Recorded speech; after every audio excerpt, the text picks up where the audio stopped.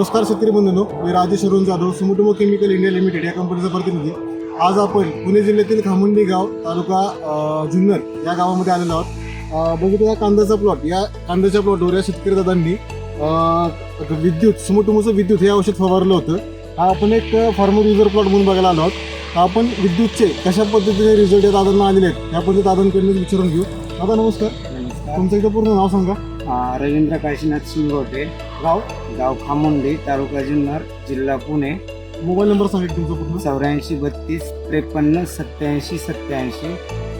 मला सांगा, तुम्ही तुमच्या कांद्याच्या प्लॉटवर साधारणतः 20 दिवसा अगोदर विद्युत आपण फवारणी केली होती. पण सांगा प्रमाण काय घेतलं होतं पंपाला? 5 ml. 5 मिली पंपाला घेतलं होतं. तुम्हाला विद्युतचे कशा पद्धतीने तुमच्या प्लॉटवर रिझल्ट आले तर थोडी आम्हाला माहिती द्या. विद्युतचे जे रिझल्ट आहे, मी पूर्वी सोयाबीनला घेतलेलं, बरोबर. तर सोयाबीनला पण माझ्या उत्पादनामध्ये फरक पडला. तर मी म्हटलं कांद्याला पण आपण ट्राय करावं. तर कांद्याचा विषय असा आहे, आमच्याकडे याला फाण्या बोलतात. त्यांची संख्या आपण पाहू शकता, वेणी टाईप झालेलं आहे ते. बरोबर. दुसरं कांद्याचा पोगर आहे, हा एकदम जाड आहे. तिसरी गोष्ट, हे सगळा रस अजून उतरायचा बाकी. कांद्याची साईज 2.25 महिन्याचा कांदा आहे. नाशिक कांदा आहे, याला जास्त करून या वेण्या होत नाहीत नाशिक कांद्याला. पण याला त्या विद्युत वापरल्यामुळे ह्या अशा वेण्या झालेल्या आहेत. आणि याचा सगळा रस उतरून याची साईज तुम्हाला आता समजेल की साधारण अजून 25 दिवस या कांद्याला की सगळं याच्यात रस उतरला तर त्याची साईज मला जी अपेक्षित होती त्याच्यापेक्षाही खूप चांगली होणार.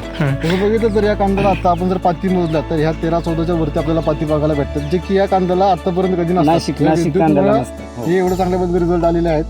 बाकी आपण हा प्लॉट बघू शकता. आपण या पूर्ण प्लॉटला विद्युतची फवारणी केली होती. बाकी तुम्हाला एकंदरीत या विद्युतचा कसा रिझल्ट वाटतोय? आता सोयाबीनवर तुम्ही वापरले नाही, हा कांद्यावर पण तुम्ही वापरले.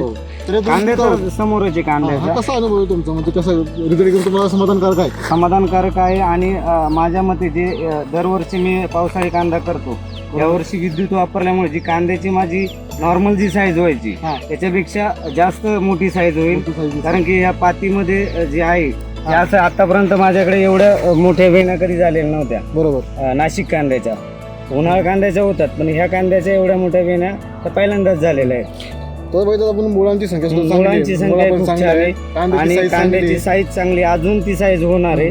अजून खूप माझ्या मते साधारण आता याच्यामध्ये मला माहित नाही, पण एवढा कांदा होऊ शकतो. जो गोळा आपण बोलतो ना त्या साईजचा कांदा होईल. बाकी शेतकऱ्यांना काय सांगू त्यांनी विद्युत त्यांनी त्यांच्या पिकामध्ये कांदा एकदम कमी 5 ml मध्ये आहे ना, एकदम चांगले रिझल्ट येतात विद्युतचे. मी सोयाबीनला वापरलं, तिथे मला चांगले रिझल्ट आले.